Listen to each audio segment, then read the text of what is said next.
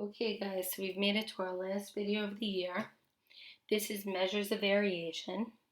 Again, it shouldn't be too difficult. So the first thing that we want to discuss is called the range. The range of the data set is the largest value, which we call the maximum, minus the smaller value, which we call the minimum.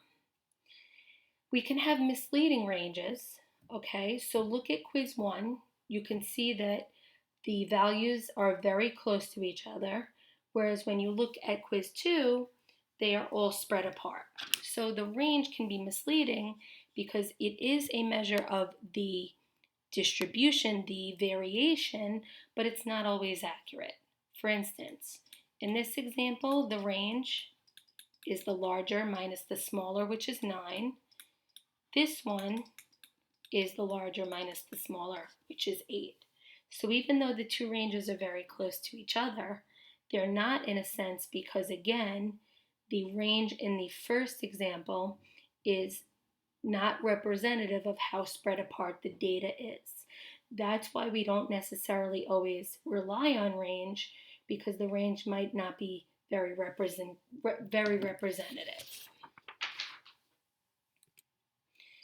Quartiles.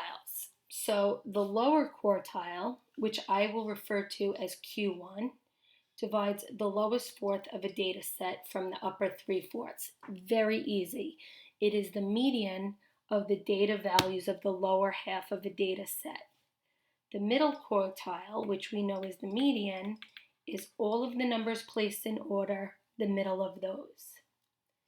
Finally, the upper quartile, which I will call or refer to as Q3, is going to be the upper median or the upper portion of our data set. On your exam, you will be asked about the 5-number summary. The 5-number summary includes the lower quartile, which is Q1, the median, the upper quartile, which is Q3, the highest value, which is the max, and the lowest value, which is the minimum. And I will teach you how to include or use a box plot. So, there's a lot of information here that I'll explain. There are the waiting times for 11 customers at 2 banks. On the left side, you have Big Bank, and on the right side, you have Best Bank. We are going to want to determine the 5-number summary. Now, the 5-number summary is all here for you, but I'm actually going to work it out on a separate paper to show you. Now, please understand that the 5-number summary does not include the mean. Okay, starting with Big Bank, and let me get a new page to show you guys. So all of the information is there, but I'm going to show you. So here we go. Big Bank. Big Bank, when you place your numbers in order, is 4.1, 5.2, 5.6, 6.2. The numbers are already in order. I'm just writing them out. 6.7, 7.2, 7.7, 7.7, 8.5, 9.3, and 11.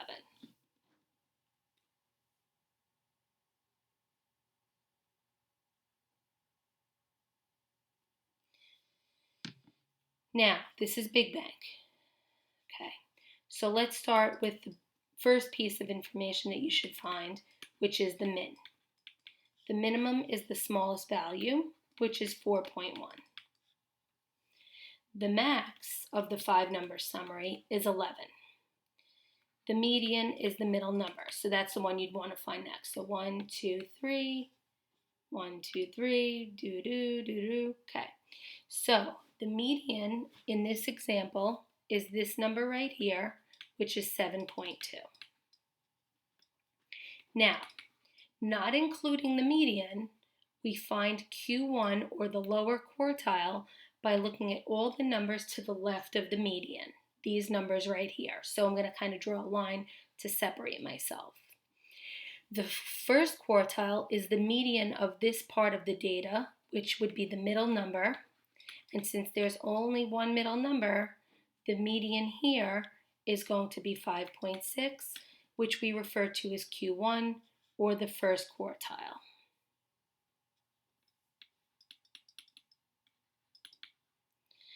We find the upper quartile by doing the same thing, not including the median. It is the middle of this data, which is 8.5.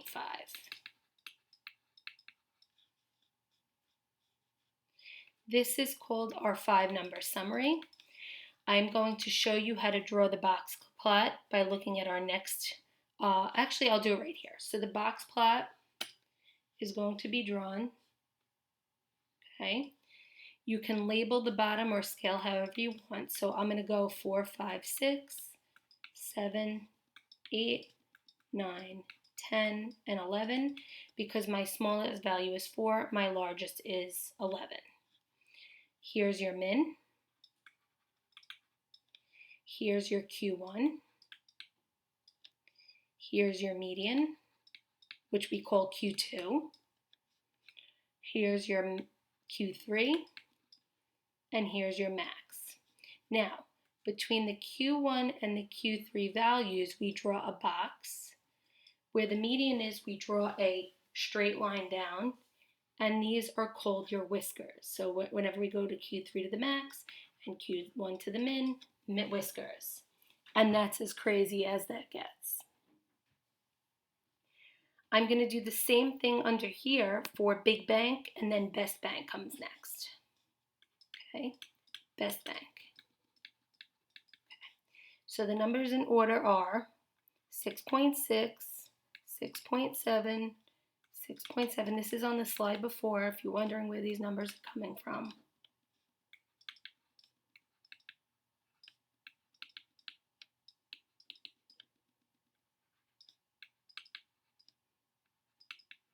Okay, here we go. 5-number summary. Minimum 6.6. Median in a minute. Q1 after that. Q3 and the max, which is 7.8. Okay, so the middle number or the median of this data is going to be 7.2.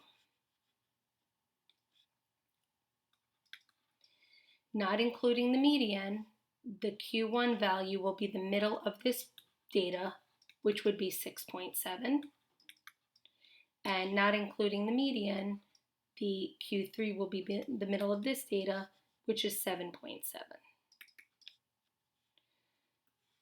Box and whisker plot, again, there's not going to be that much variation here because the numbers are so close. So I'm going to do 5, 6, 7, and 8. Okay, minimum first is 6.6. I should probably put that over here. So ignore this. The median is 7.2. The Q1 value is right here, very close to the minimum. So I'll just draw a little thing to show that. Q3 is 7.7. And the max is 7.8.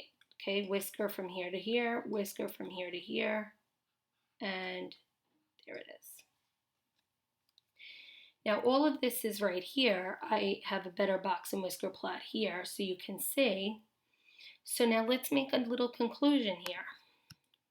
Okay. So both the box and whiskers, these are called whiskers, these little pieces extending, are broader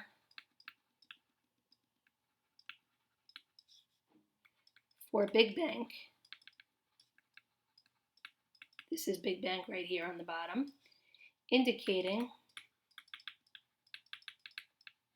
a greater wait time.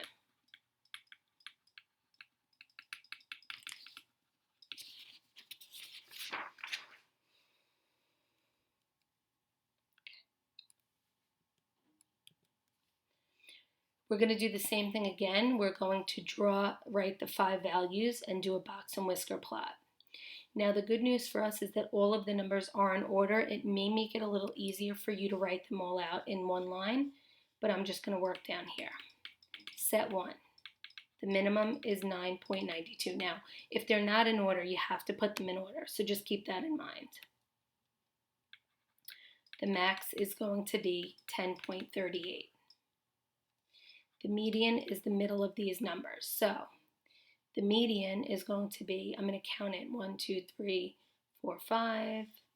Okay, I'll just keep counting. So the median is going to fall somewhere between here and here. There are two middle numbers. So remember, the median is found by taking these two numbers, adding them together, and dividing by 2. And the median is 10.135. Now, because the median is 10.135, when we find our Q1, we don't include the median, but we include all the numbers to the left of the median, which would be all of these numbers here. Okay, so the misleading idea is that people think not to include the 10.13. 10.13 was not the median, this was. Okay, so just keep that in mind. So the middle of these numbers, I'll count in 1, 2, 3, 1, 2, 3, 1, 2. So the Q1 will be the middle of these two numbers, which again, I'll draw it over here, is going to be 10.06. So whenever you get two middle numbers, you're taking the average. And it's going to be 10.065. The Q3 will be found using these, but remember, we're not including the median, but we do include the 10.14. So 1, 2, 3. So the Q3, this is where we found Q1. Q3 will be the middle of these.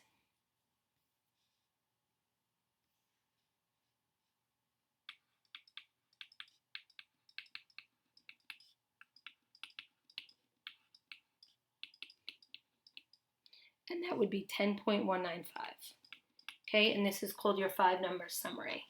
I'm actually going to not do the box and whisker plot for these. Here comes set 2. Okay, again, make sure everything's in order. Okay, so the median is going to occur between here and here, just as a note. Okay, let's start with the min, max, and all that. So the minimum, okay, the minimum is 9.89. The maximum, again, this is called your 5-number summary, is 12. The median is the middle of 10.98 and 11.05. So the median is 11.015. Now remember, the median is 11.015, which means we're going to go all the way to the left and to the right. So to the left, to find Q1,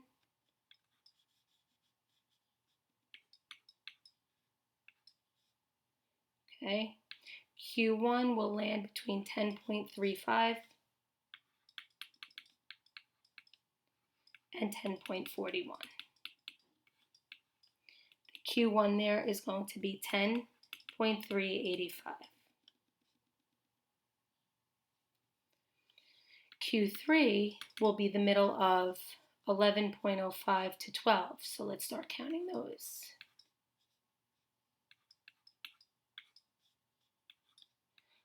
Q3 will be between 11.55 and 11.76.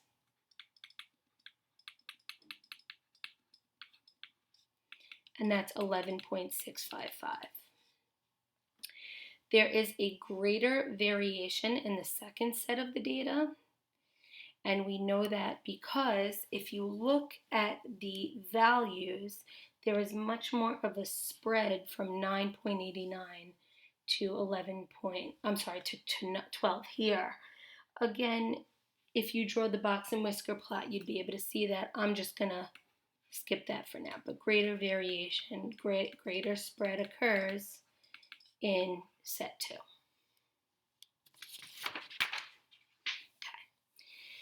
This is a lot of work, okay? So we're going to practice finding the standard deviation. You are going to have this on your 3rd exam, but this will not be on your final exam.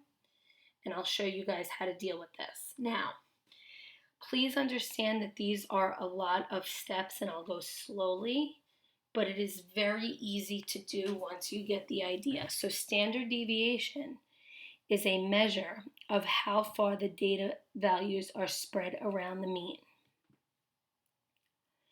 We are going to compute the mean of the data set first. So let's start with that.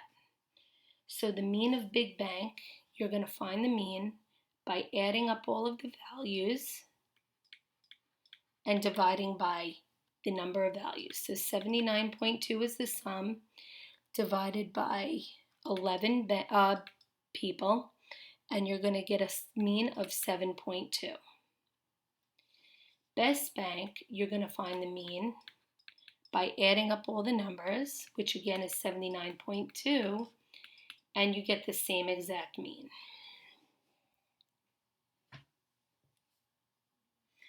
We're now going to find the deviation. So the deviation is going to be the difference between the data value and the mean. So it's the data value minus the mean. So here we go. 4.1 is our first data value minus the mean.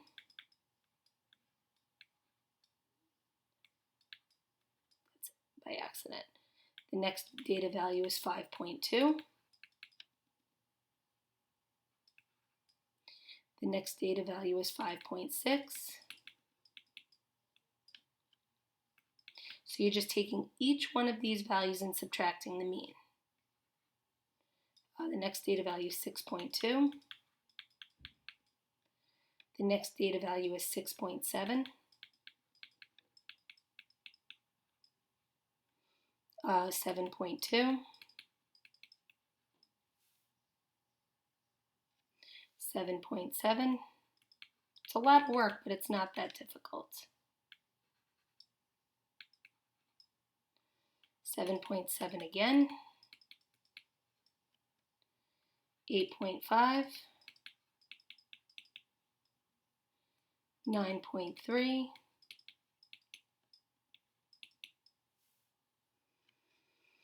And 11. Okay, so far step one's complete. Find the square of these deviations. Now, squaring something means to raise it to the second power. Remember, a negative squared becomes positive. Okay, you're going to use your calculator for all of this. I'm just going to write them out and not speak. You guys can follow in your calculator.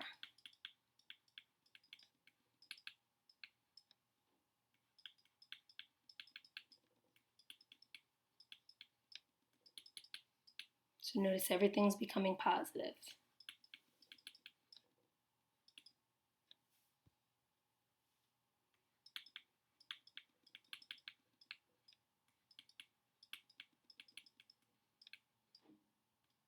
Almost done.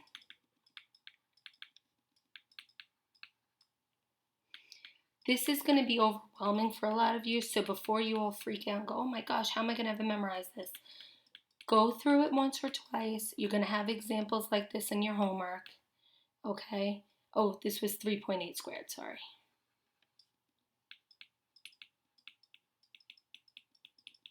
Sorry about that. Okay, so now we've squared everything. Add all of these squares. So you're just going to take this entire column on the right and add them together. And the sum is 38.46. Okay, this can be a little weird. Divide this sum by the total number of data values minus 1. So there are 11 data values, so minus 1 would be 10. So we take our sum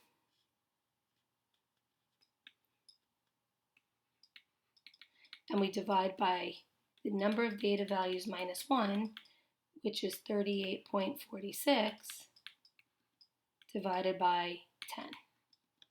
That's going to be 3.846. Last step, take the square root of this. So the last step, and it would normally tell you right around, but the variation, the standard deviation, is 1.96 minutes. This represents the average spread of the data from the mean. We're going to do the same thing for the second bank. Okay, this time, let's try to be a little bit smoother. Okay, so we're going to start with the deviation from the mean. Now remember, the mean here was also 7.2. It's not that it's 7.2 for everything, they just both happen to be the same. So 6.6 is my first data value. Remember, I'm getting them from right above in the table.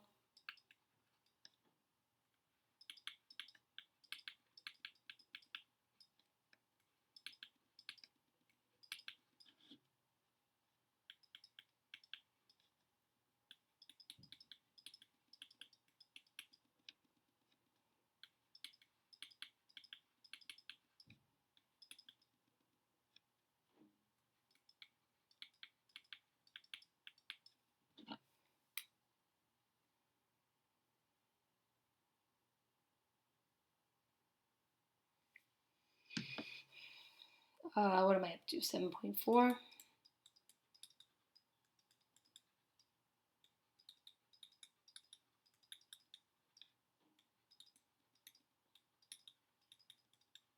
You could see that there's a lot more difference in this one than in this one. Just something to notice as you're working through. Okay? Now we take the deviation, the difference, and we square it.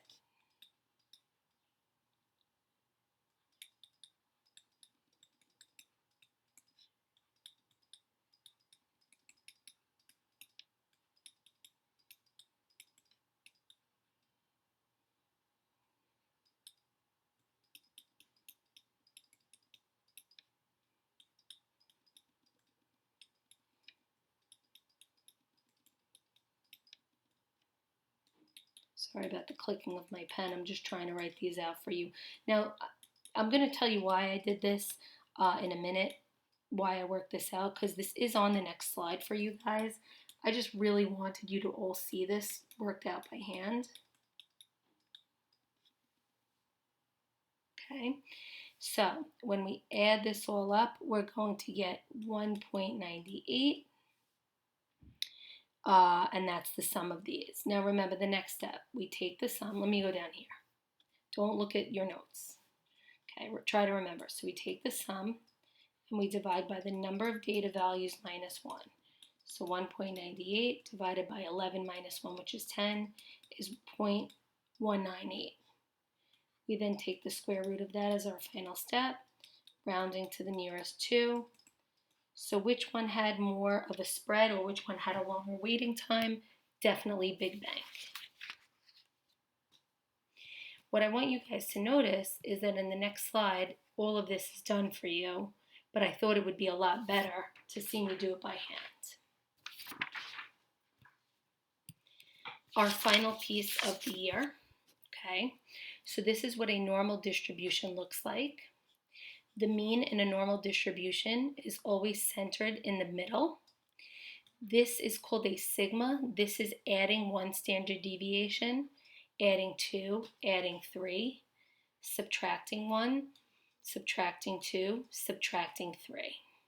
Now, within 1 standard deviation of the mean, so 1 standard deviation added and subtracted, we say in a normal distribution, approximately 68% of the data lies there. Now, if you ever take a higher level stats, you would see a lot more detail of this.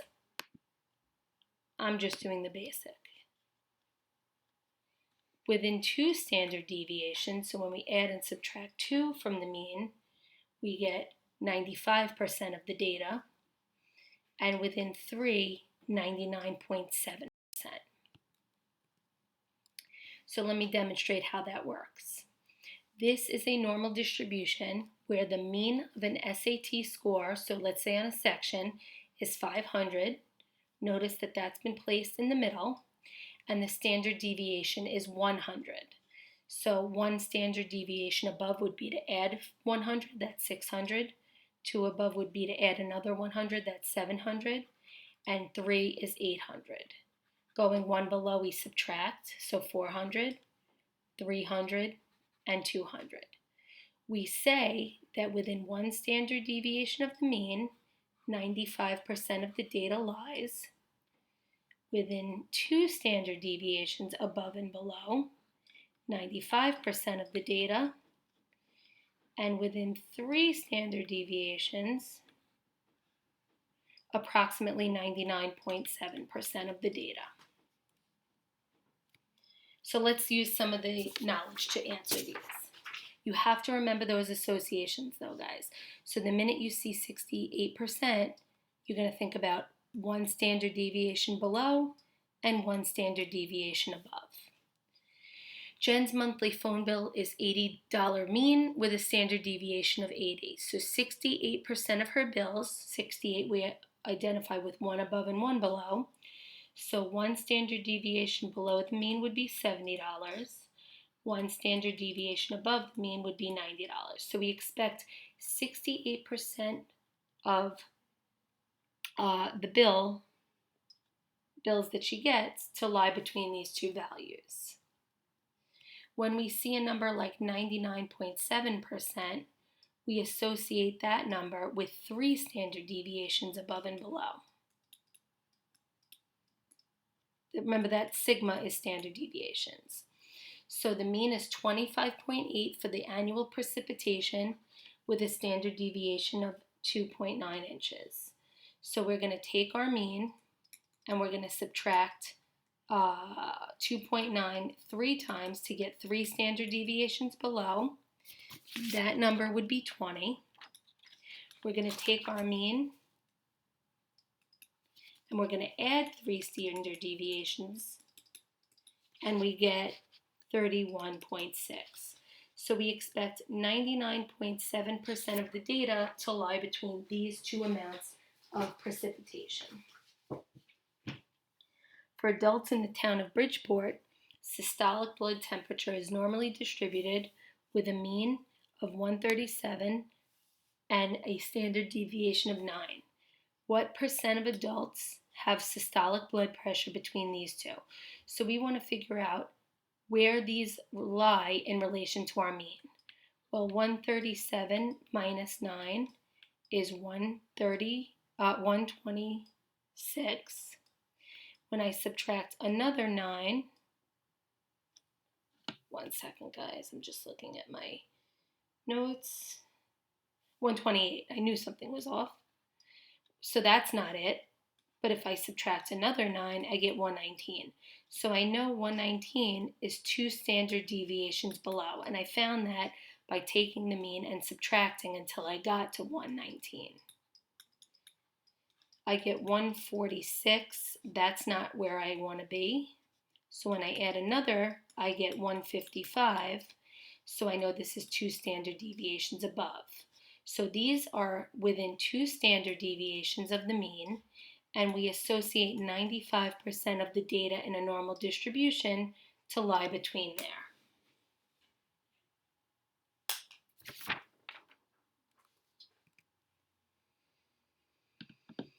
The number of standard deviations a data value lies above or below the mean is called the standard score or the z-score. The standard score is found by taking a data value, subtracting the mean, and dividing by the standard deviation. This information will be provided to you. If a data value is above the mean, the standard score or z-score will be positive. If it is below the mean, it will be negative. The Stanford-Binet IQ test is scaled so that scores are normally distributed with a mean of 100 and a standard deviation of 15. Find the standard score or the z-score for 85, 100, and 125. So let's start with 85. For 85, we take 85 minus the mean, which is 100. So this is 1 standard deviation below the mean for this particular score. Let's try 100.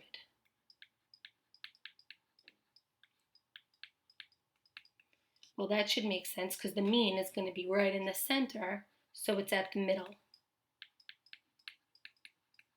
No standard deviations above or below. For 125, we get 1.67. So this is 1 0.67 standard deviations above the mean. Again, these are called z-scores or standard scores. Last example, cholesterol levels in men 18 to 24 of age are normally distributed with a mean of 175 and a standard deviation of 41. Find the approximate z-score for a 20-year-old man with a cholesterol of 190. So it's the value minus the mean divided by the deviation. In this case, you can round to the nearest 2, otherwise it would be specific in the answer choices on an exam. You get approximately 0.29, so this is above the mean because it's positive. It's not that far from the mean. 22-year-old man with a cholesterol of 152.